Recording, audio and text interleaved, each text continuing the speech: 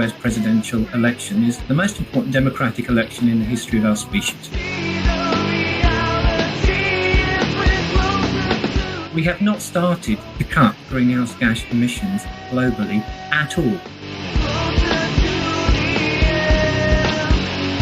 We need a massive research effort. This is World War II, it's the space race, it's the arms race, all rolled into one.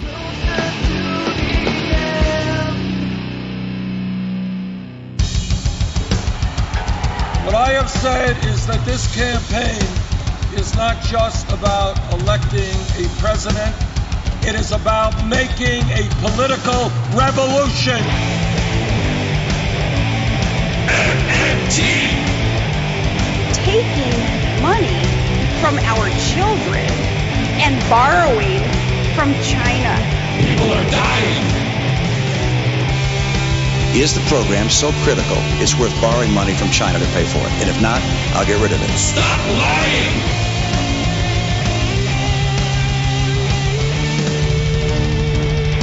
I want the truth!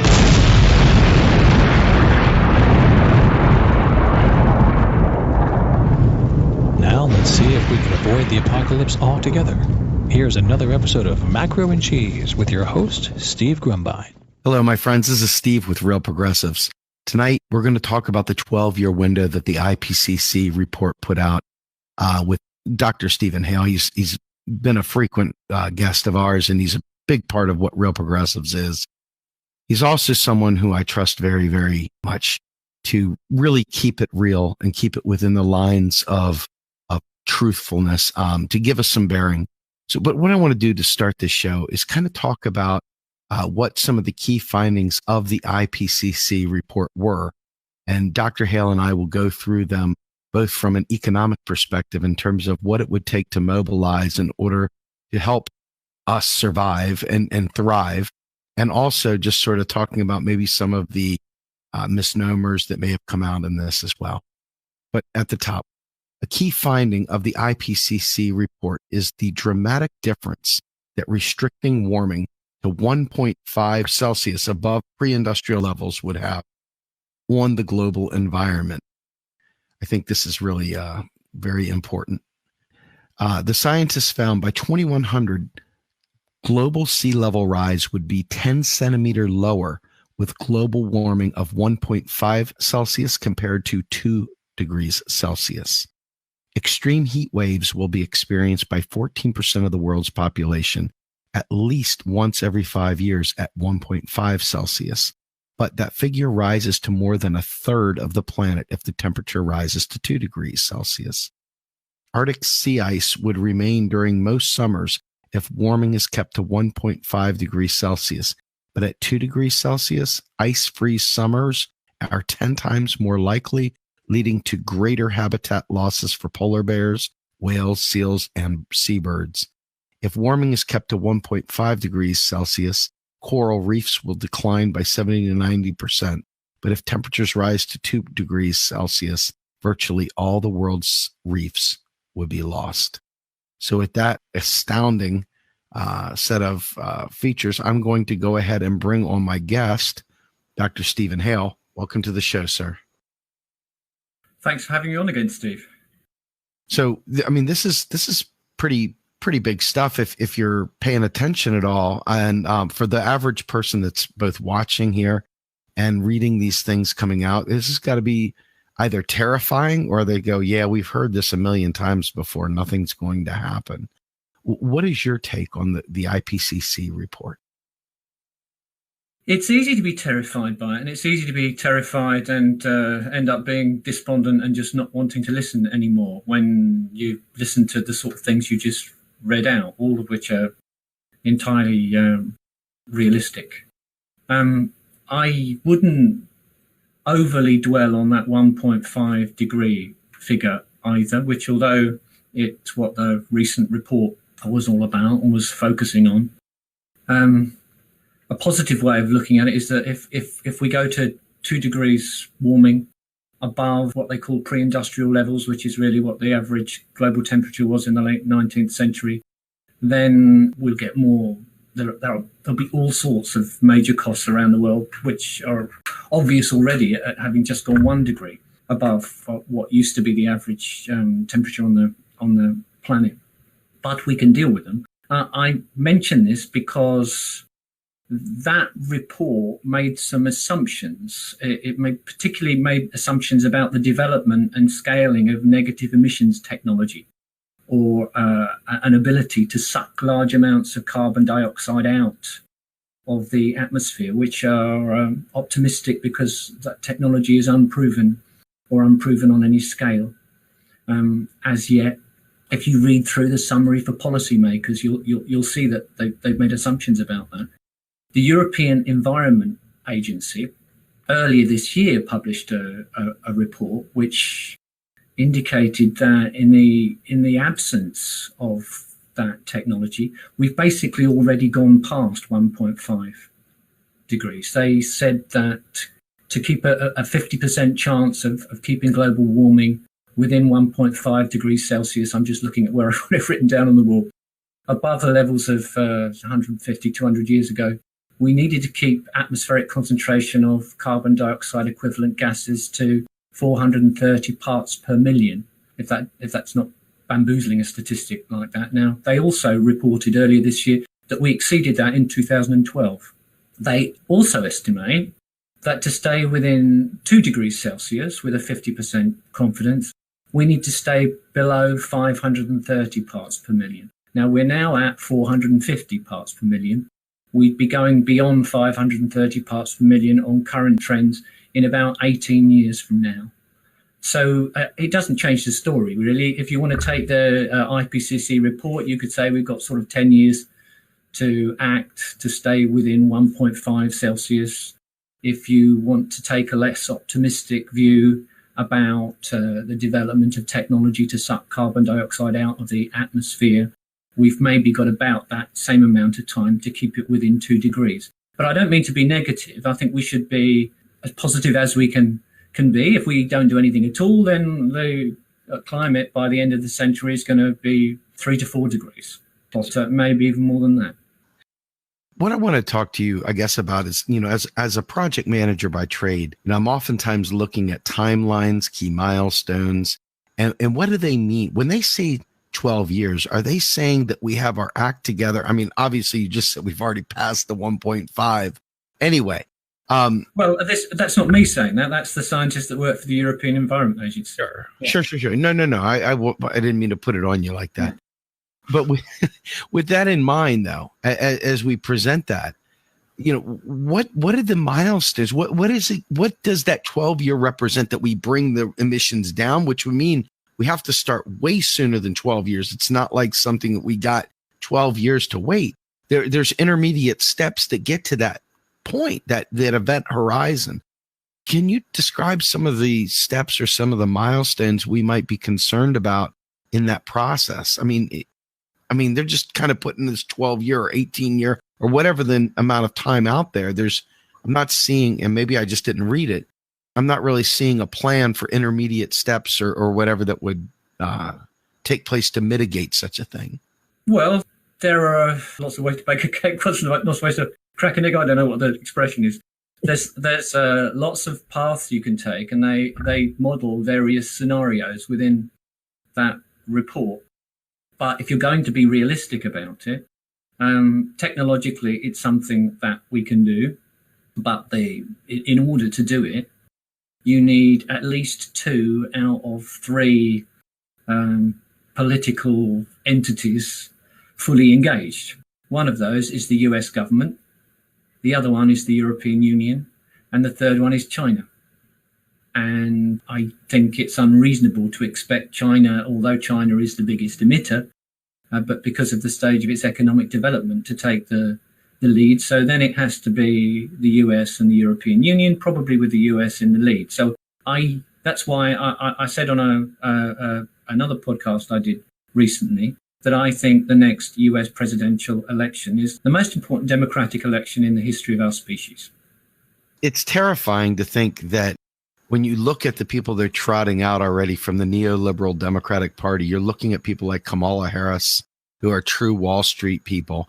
You're looking at Cory Booker, who has already sold out several times whenever there's been an opportunity to take a legitimate progressive stand.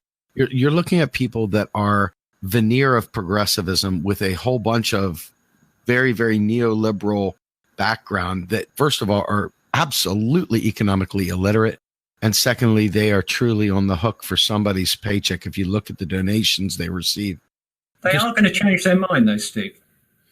I don't know whether by the time the election comes around, but in 5 to 10 years' time, everybody's going to change their mind. That's what I think, which is kind of, I think, hopeful, because it may be that by that stage, extraordinarily severe action need to be taken, even if we can develop technology to suck carbon dioxide out the atmosphere and to deflect some of the solar energy, geoengineering to try and limit the consequences of what we're faced with. It's not all doom and gloom. I'm not sure how to. I could go through a series of measures that might be part of a path to a sustainable future. Or we could step back a bit, because this is all. If you look at this in the face, it's almost so scary as to be off-putting. And I remember in Kate Raworth's book, Donut Economics, which I recommend everybody to read at some point, even though Kate is not, well, she may know about modern monetary theory, but she doesn't write as though she does. But she's a great ecological economist. When she was first asked by Oxfam to do some work on whether green economic growth indefinitely was a possibility or not, and she started investigating, it was almost too scary an issue to take on, to look in the face. So she sort of approached it from the side, kind of. Let's suppose you were elected president at the next election, and you've got a Treasury Secretary who's Stephanie Kelton, and your chairman of the Federal Reserve is Warren Mosler, and you've got Randall Wray in charge of the Congressional Budget Office. And just like Roosevelt was regularly in contact with a foreign economist, John Maynard Keynes, you're regularly in contact with a foreign economist, William Mitchell. And you've got on your cabinet or as advisors, you've got Scott Fulwiler and Fadel Kaboub and Matt Forstater and all sorts of other economists that we respect. Now, what sort of society would you want to create? That's where I want to start from, I think. What is it that you'd be looking to do? Well, I can tell you from my perspective, I would like to see us taking a more sustainable approach to not only production and society, but an equality-based thing that would allow our cities to flourish without having so much poverty in them, without having so much pollution in them, to elevate all ships, if you will, to ensure that everyone has their basic needs met, and to prevent, people making decisions based in desperation. That would be the kind of society I would want, based on an ecologically friendly, scientific build of our country, of our world. Well, I agree with you. And neither you or I, in setting all those things out, have said anything about gross domestic product. Not a bit. It may rise, it may fall. It's not the point, really. Just like the fiscal balance is not the point. And we need to take the focus away from worrying about what the government budget balance is. I mean, it's not that it's not important. It's just that it may be appropriate to run a fiscal deficit forever. And if it is appropriate to run a fiscal deficit forever to balance the economy, to manage the economy and the environment, then that's fine. As far as real GDP is concerned, as far as the scale of economic activity in the country is concerned, I would like to be similarly agnostic, because even once we do all the things that I'm about to suggest, I'm not sure whether the scale of economic activity, the quantity of goods and services we produce over time, can continue to grow indefinitely. So that's one form of agnosticism. Even if it could sustainably, without destroying the climate and our natural environment, I'm not sure that it would be optimal for it to, because economic activity, however it's organized, has both benefits and costs. And if the social and environmental costs of additional economic activity ever come to exceed the benefits, then even if you could do it without destroying the planet, it's not necessarily the case that you'd want to.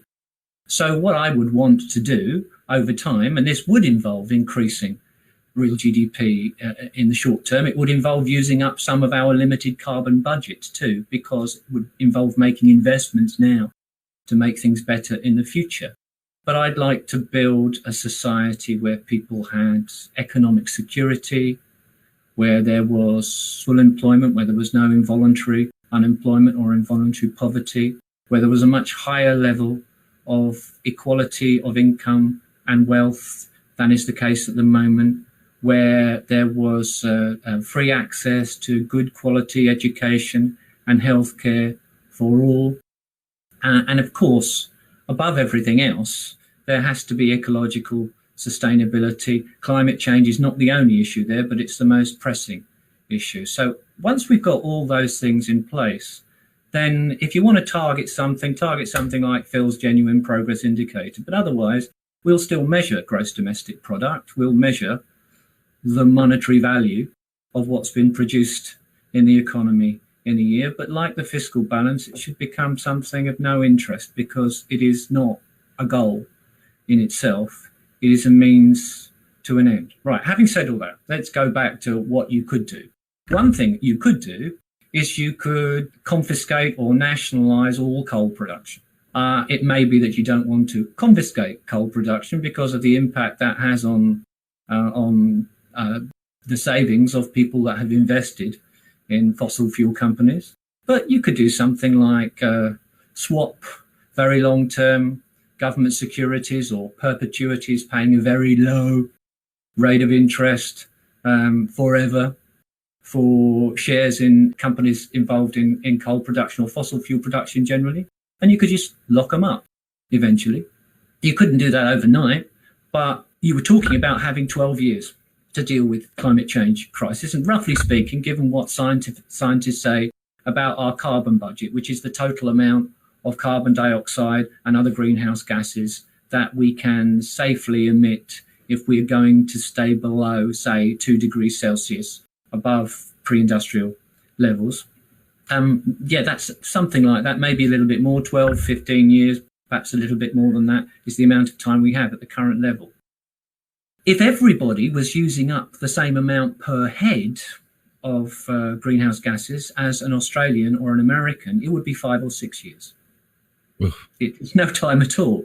And we free ride off everybody else. We free ride off all those African people who are not using anything at all at the moment. Or to put it another way, like I said on a podcast, that people really don't like you saying this, and I'm reluctant to come on and talk about this because even in New York, I felt uncomfortable because it's easy to misinterpret what you're saying. I'm in favour of economic development. I'm in favour of improving the quality of what we provide over time. If we end up with a steady state economy in the sense that real GDP isn't growing, it doesn't mean the quality of things won't be increasing. It doesn't mean the quality of people's lives can't be increasing. I'm not even saying now that that's necessarily going to be essential. But when you start saying these kind of things, people find them a little bit shocking. As far as the US is concerned, people say that we need to reduce our greenhouse gas emissions by 10 or maybe 10 to 15% a year between now and the 2030s. And we need no net greenhouse gas emissions at all by 2050. That's what they say. Now, let me just ask you a couple of questions. Which year do you suppose had the highest ever level of greenhouse gas emissions for the world economy? I should know this, but I don't. You tell me. Well, I do. Last year. Oh, wow. Okay. We have not started to cut greenhouse gas emissions globally at all. If you look at the US, you'll see greenhouse gas emissions falling somewhat. But there are two reasons why the figures fall somewhat in recent years. Not nearly enough, even if it were not for these two reasons, but two reasons.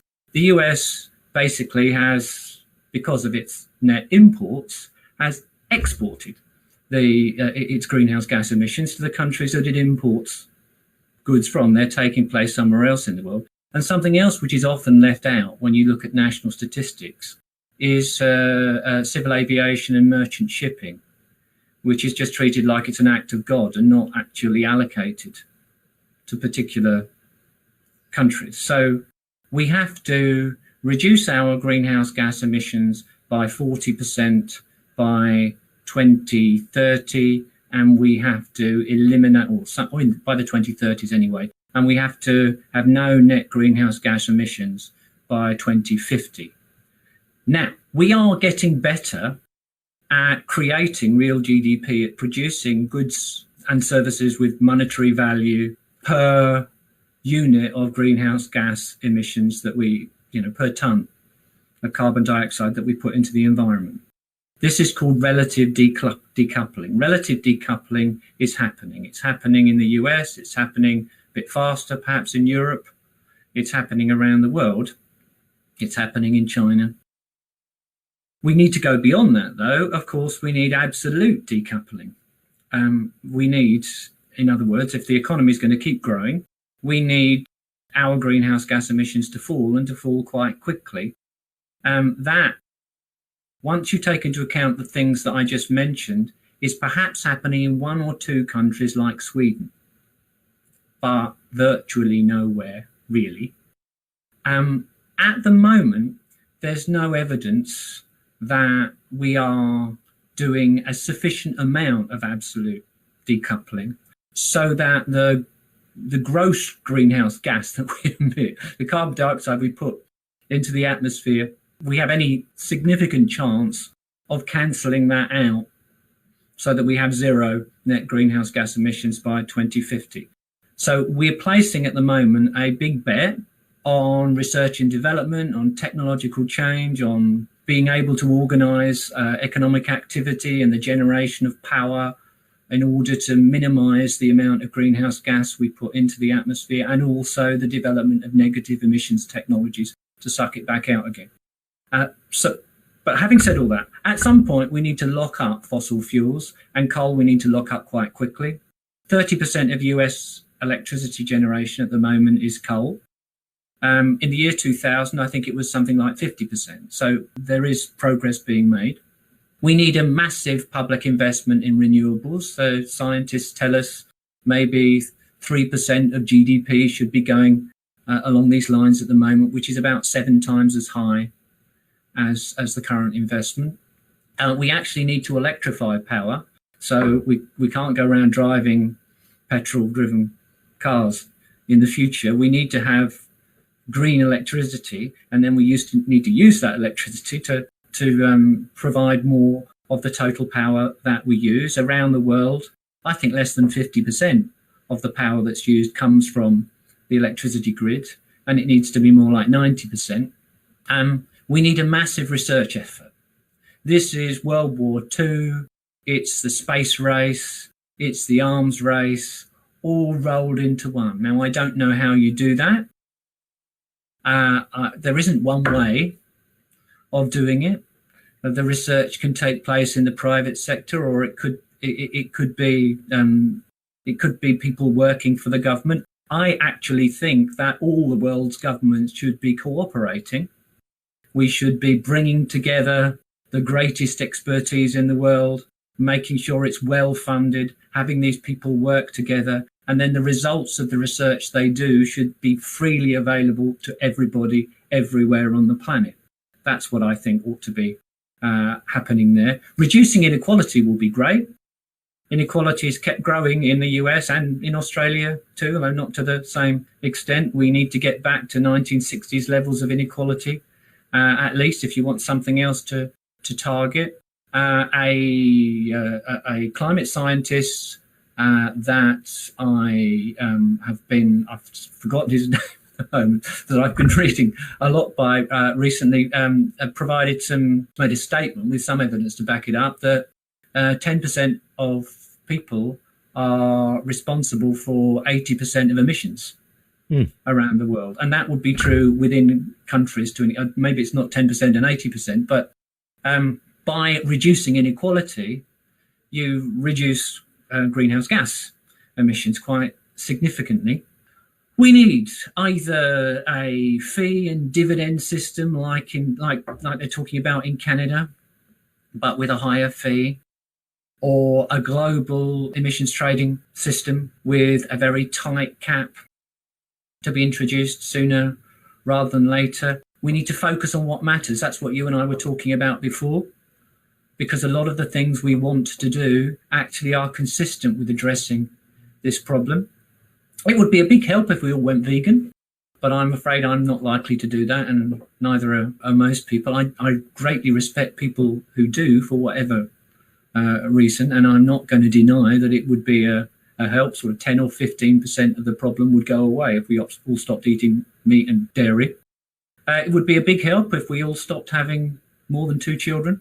That's not going to happen either. I think we have to ask some quite difficult questions too.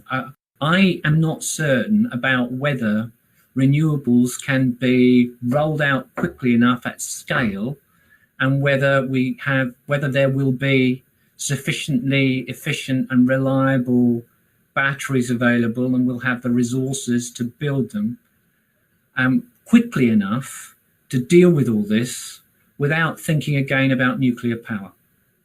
Because for all its downside, nuclear power does not generate these greenhouse gas emissions.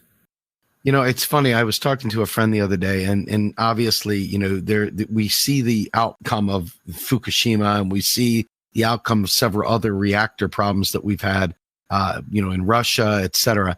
And there's nothing good to be said about it. But yet at the same time, though, we see clearly that nuclear power provides tremendous, environmental good as well. If we've got 10 or 20 years, what I worry about is whether we've actually got time to do all those other things without it being too late. Well, it's just a question. I don't have the answer to that. Who does? I think the real issue for me is, and this is as Joe Q Public, right? Now, I'm not a scientist, I'm not an economist, but I straddle both worlds asking questions. And as I look around at the people that could drive this, if there was enough empirical data, obviously we could get behind it and push. But we also have an incredible amount of special interests even within our own movements. Forget the establishment and all the money interests. We have balkanized ourselves into little teeny cubby holes with this is my special thing, and it doesn't matter about the big picture. This is the only thing that matters. And this is the only thing that matters. And this is the only thing that matters. And we are not going to work together unless my little thing that matters so much to me is addressed by everyone.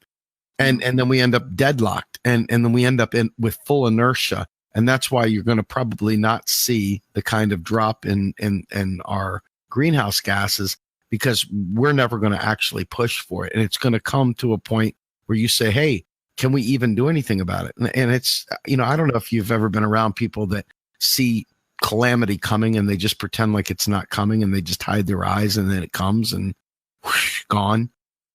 I think we'll always be able to do something about it. It's just a question of how severe the consequences will be. Sure. I think it is important that people realize that carbon dioxide and some of the other greenhouse gases, once you put them into the atmosphere, they are there for so very long that you may as well just assume they're there forever. They're around much longer than radiation from using nuclear power. That's how long they're around. So the carbon dioxide we're putting into the environment at the moment will be there, much of it, in 1,000 years from now.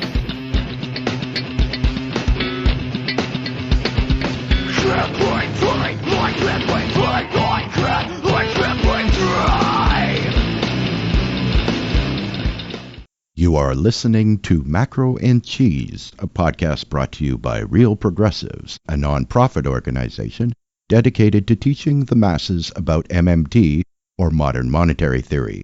Please help our efforts and become a monthly donor at PayPal or Patreon.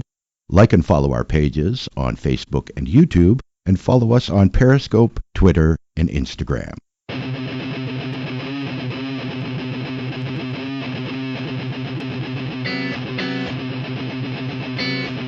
My tolerance, trying my patience, and never would you say to me, it's another way. I'm tired of the lies it'll tell me, lies it'll tell me. It's my tolerance, trying my patience, and never would you say to me, it's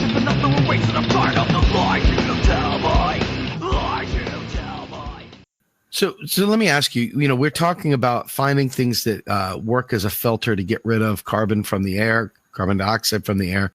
And then you read the comments coming through and everybody is saying, oh, what about nuclear waste? And you've already stated that it's simply not going to be the long-term solution, but it may be a bridge while we try to buy time. I'm not saying that. I don't know the answer to that question, sure. Steve. That's what I'm saying. Yeah. But I think nobody should react to any suggestion from anywhere using what Daniel Kahneman will call System 1 thinking.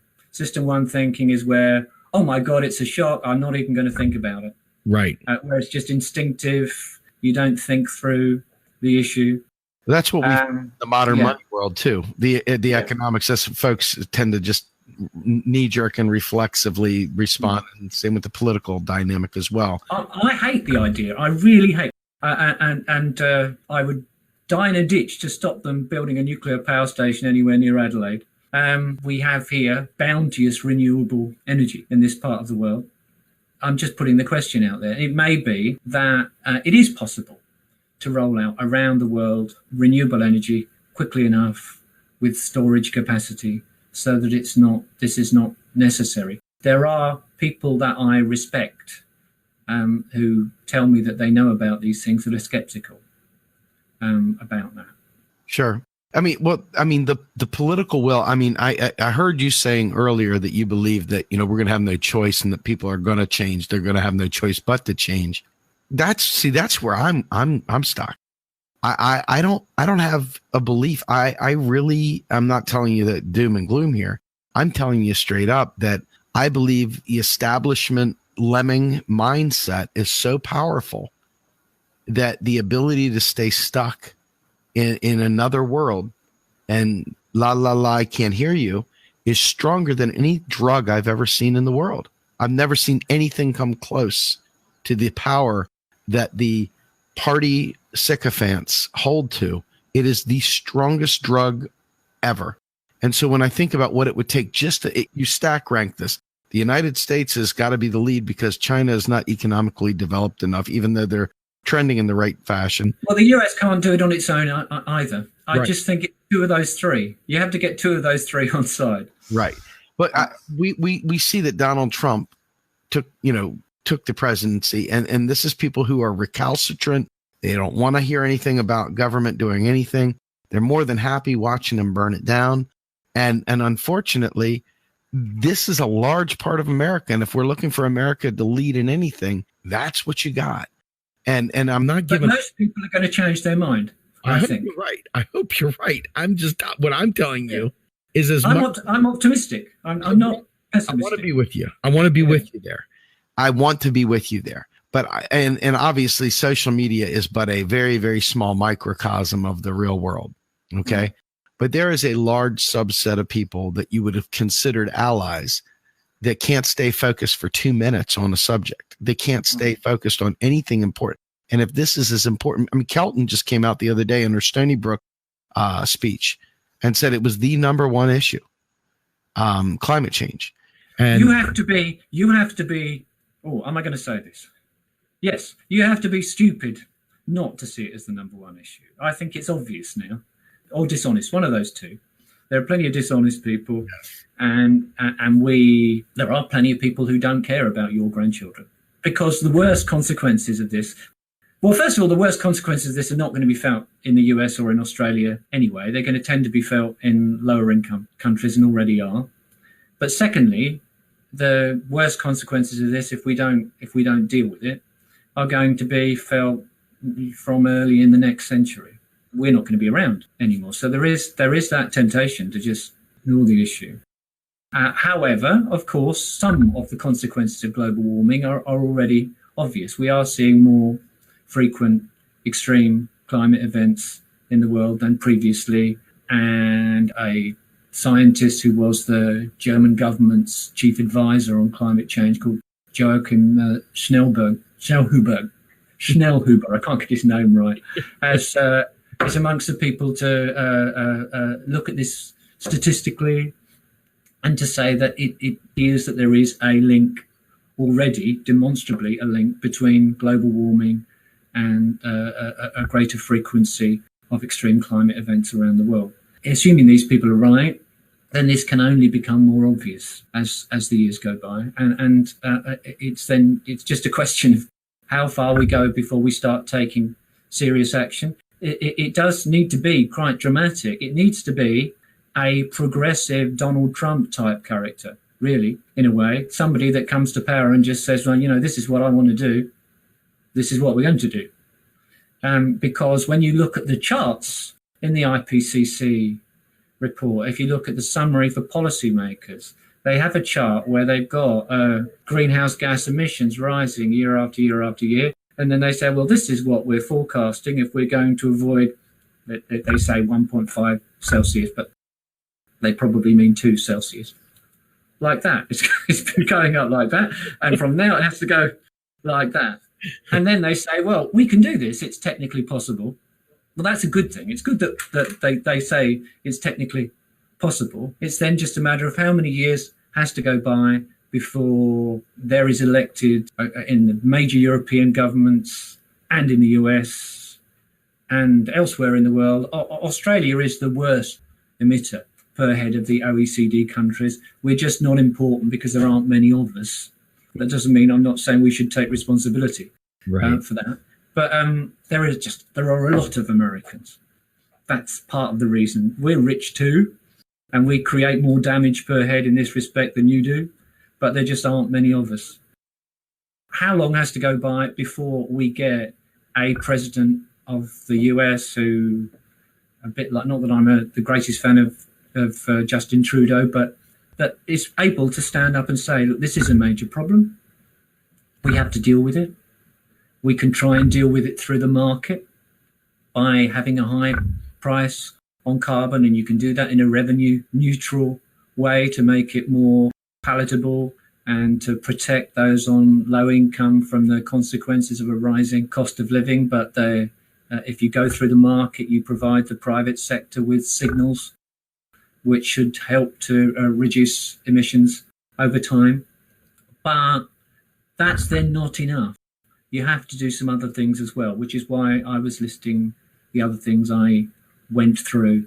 As many of the people that watch this podcast know, Phil Lawn is a very good friend of mine. Yes. And I think he is Australia's leading ecological economist and very well versed in modern monetary theory for longer than me. So I defer to these people. I listen to them. I read what they've got to write. I read the scientists that they recommend me to read. And none of these people are saying that it's impossible and that we're bound to have a climatic catastrophe. It is possible to limit global warming and to avoid an ecological catastrophe. Part of that is going to be technological, but part of it is behavioural too, and changing the things we focus on, changing our priorities, and to an extent changing our way of life. Imagine a New York that was largely pedestrianised, for example. Yes. It's difficult to imagine now, but that's the sort of future. Big cities, big investments in mass transportation, green mass transportation, less car ownership, or at least less car use. Sure. And the cars that we use, they should be powered off the electric grid, and electricity should be generated 90% plus by renewables. That's the kind of future. And I think if you get the right people in positions of power, that they really could start to move in that direction quite quickly. I want to ask you a quick question. It's probably not quick. I mean, the question will be quick, but the answer may not be. For folks that are here because they like to talk about, climate change and they're concerned about the environment, this is one component of this. But the fix is not going to be done just by a bunch of people making decisions to change how they live. That you had said that's part of it. But there is a massive infrastructure / mobilization effort that's going to require the ability to mobilize not only people, but resources to address this. And we understand that to be economic in nature. And it's not just a tax. It's not just, when I think about what it would take, first of all, the political will aside, let's just pretend like everybody's on board with this. I think to myself, we have so many answers for green energy already in place today. We have solar highways, we have all kinds of things that could be deployed. And how quickly, whether we have enough human resources to actually deploy them, I can't say that. But let's just say we did even. The economics behind it, folks, if you can get a hold of this, the idea that we can afford to do the changes that need to be done, it should tip you off on a whole bunch of other things. Here's something that it's like do or die to some degree. Not being an alarmist here, but saying, let's just say that we keep this in the red zone so we're not backing off. If you understand the way the economy works, we can take these steps. It's not an issue of affordability. This is not an issue of carbon taxes paying for things. This is a matter of us incenting good behaviors, discouraging bad behaviors through the role of taxation. But it's also about marshaling real resources that we could to provide those filters, to provide those technological solutions, to change the way we do production, to alter the various means by which we store energy, to which we use energy, to which we dispose of waste, etc. The money is not the issue here, correct, Dr. Hale? I mean, this is something that I want people to understand, because if they can take this very concept here about money not being the object, then we can translate that to other areas later as well with healthcare. Money's never the object. You're quite right. As far as a monetary sovereign government is concerned, I think a lot of your viewers know that already. They're probably very familiar with modern monetary theory. The US government is not going to run out of US dollars. The US can run out of things to buy with those US dollars. There are what we often call real resource constraints. So there's a limited stock of labor and skills and capital equipment and technology and infrastructure and natural resources. Now, the ecological constraint is a little bit different. And in a sense, that's the problem, because it's a loose constraint. So it doesn't bind us this year. We can eat into that carbon budget as much as we like this year, but it will bind us in the future. And the more we eat into that carbon budget now, the greater the constraint, the real constraint is going to be in the future. But again, it's a real resource constraint. It's not an issue as far as the money. You can pay for these things. There are many jobs, millions of jobs, future jobs in greening the US economy, in moving towards decentralized solar power or other renewables. Anything that is technically possible can be paid for. This is technically possible. That's what the scientists tell us. Anyway, it's not a simple task, and it's a multi-pronged task. I suggested some things already that need doing over time. This is not the only ecological issue that we need to deal with too. We're putting too much at the moment in our food system. We're using too much in the way of nitrogen fertilizers. We've used up, and we continue to use up around the world, too much land that should be forested, or wetlands we're losing over time. We're gradually poisoning the oceans and killing the fish as well. All these things have to be addressed. These are the important issues.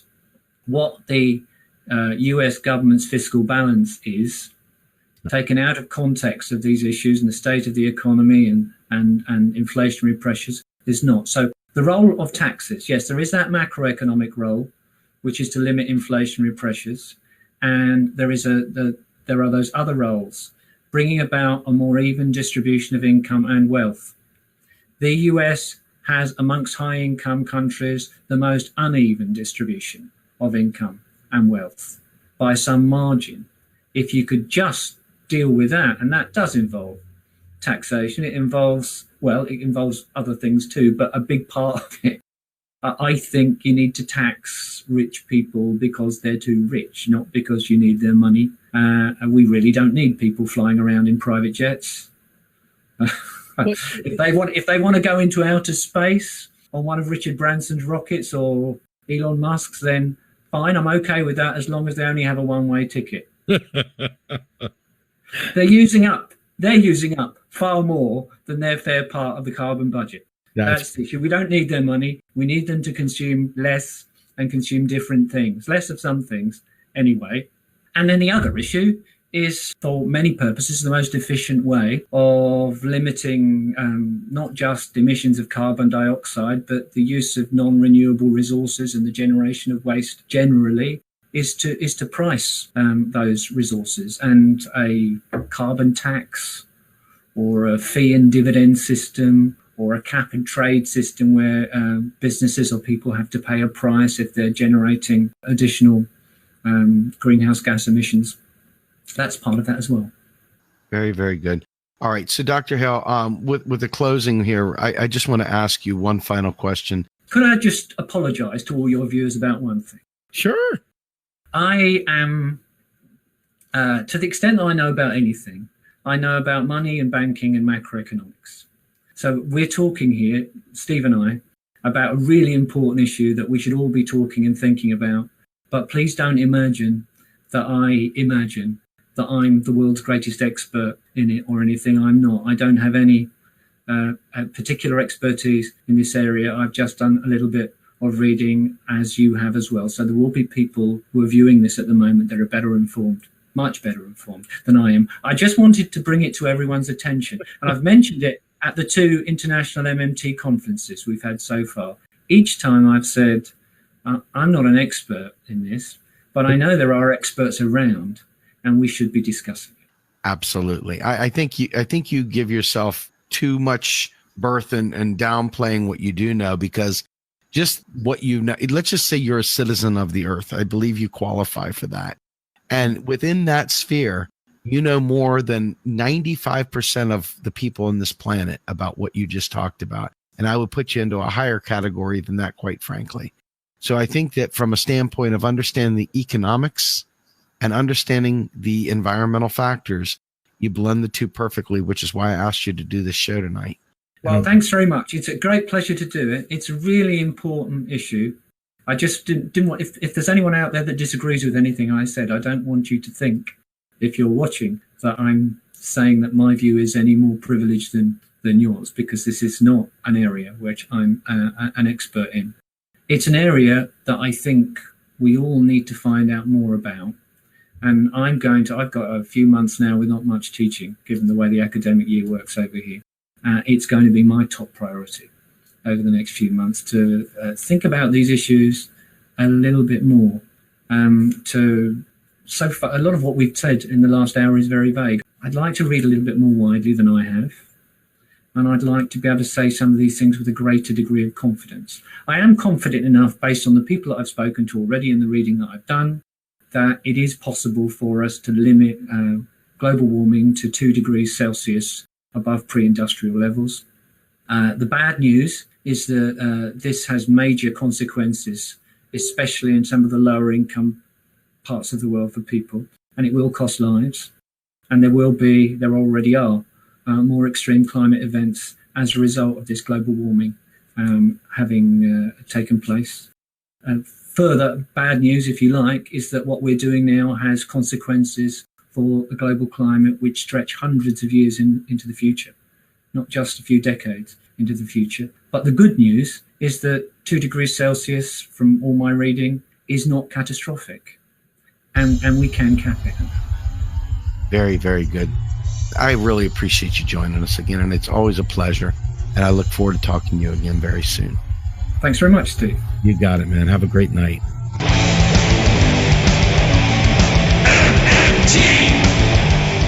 Macro and Cheese is produced by Andy Kennedy. Descriptive writing by Virginia Cox and promotional artwork by Mindy Donham. Macro and Cheese is publicly funded by our Real Progressive Patreon account. If you would like to donate to Macro and Cheese, please visit patreon.com/realprogressives. I want the truth.